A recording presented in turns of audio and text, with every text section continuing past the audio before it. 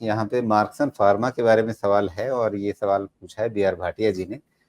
इनका जो ये निवेश है या सौदा है ये 160 के भाव पे है।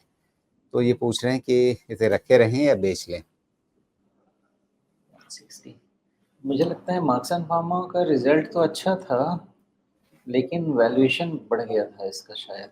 इसको ट्रैक तो कर रहा था, 21 टाइम्स पे आ गया है। हाँ, बस ये इसको रिलेटिव वैल्यूएशन बढ़ने के कारण अभी इसमें मूवमेंट ज़्यादा आपको नहीं मिलेगा। बाकी इनका पैसा बन रहा है, मैंने एक बार मैनेजमेंट को सुना भी है, काम भी आगे कर रहे हैं, अच्छा कर रहे हैं। मुझे ऐसा लगता है कि मार्क्सन्स फार्मा का वैल्यूएशन इसको शायद आगे निकलने नहीं देगा अभी।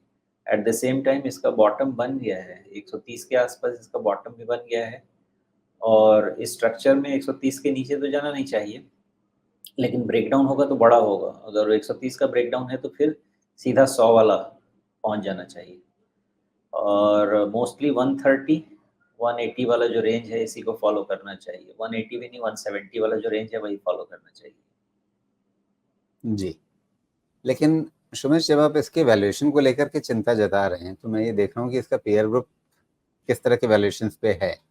तो मार्क्सन फार्मा अगर 21 साढ़े 21 के पी पर चल रहा है तो जो अजंता फार्मा या ग्लैंड फार्मा या टोरेंट फार्मा जैसे नाम है वो तो 35 50 60 जैसे पी पर चल रहे हैं।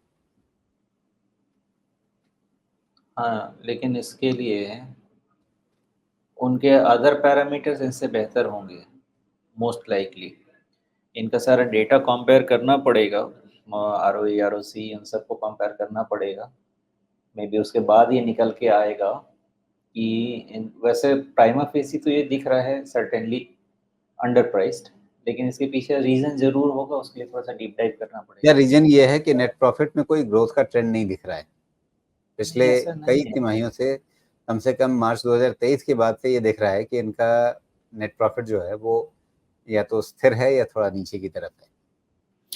हो क्या गया है कि इसके कारण आप देखिए इनका जो प्रॉफिट भागा था ना 40-50 से, मतलब 50 से 30, 30 से 60, 60 से 80, वो वाला ट्रेंड चला गया है और वो ट्रेंड जाने के बाद ये अपने मीडियन वैल्यूएशन से अब ऑलमोस्ट 50-70% दूर चले जा रहे हैं।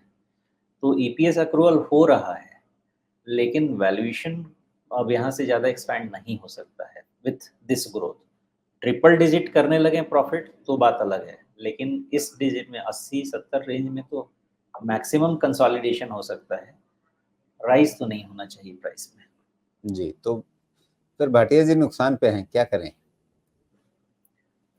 अब फैसला वो खुद लें राजीव जी, क्योंकि इसमें बहुत ज़्यादा पैसा अभी तो बनता हुआ मुझे नहीं दिखता और जी, प्राइस लेवल 160 का है ना। 160 कभी देखिए, अगर ऊपर एक आधा बारी आता है, हो सकता है, चांसेस हैं कि 150-60 का रेंज एक बार टेस्ट करे। अब 150 से 160 मुझे आइडिया नहीं है, लेकिन चांसेस हैं।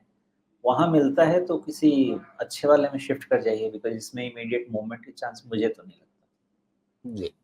अच्छा, इसमें जो हमें कमज़ोरी दिखी है, मार्सन फार्मा में थोड़ा-सा 200 डे मूविंग एवरेज को तोड़ने का रुझान, असल में ये 200 डे मूविंग एवरेज की तरफ बढ़ गया था इलेक्शन के रिजल्ट से पहले ही। आप ये देख रहे हैं 30 मई की कैंडल कितनी बड़ी है।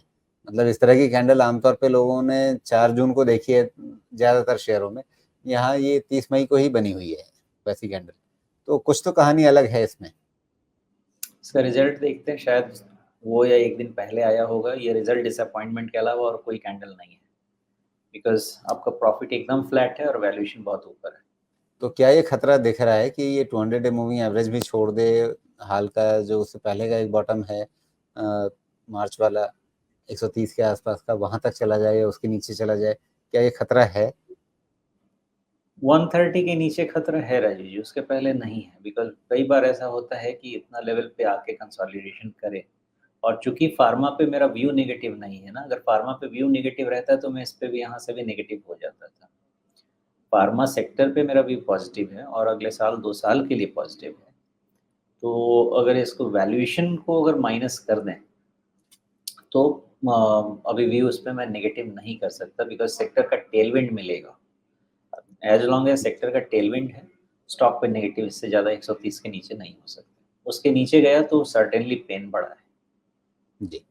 तो भाटिया जी 130 का खास तौर पे ध्यान रखिएगा, जो मार्च का बॉटम है इसका, उसके नीचे जाने पे फिर आपको कोई शायद कड़ा फैसला लेने पड़े, उसकी ज़रूरत हो, उसकी समीक्षा आपको खुद करनी पड़ेगी। लेकिन उससे पहले तक आप उम्मीद कर सकते हैं कि ये जो टप्पे खा रहा है ऊपर-नीचे एक रेंज के अंदर, उसमें आपको कोई मौका मिल जाए, अपना भाव आ जाए या थोड़ा फ़ायदा मिल जाए, उसकी उम्मीद आप कर सकते हैं, उसकी प्रतीक्षा आप चाहें तो कर सकते हैं।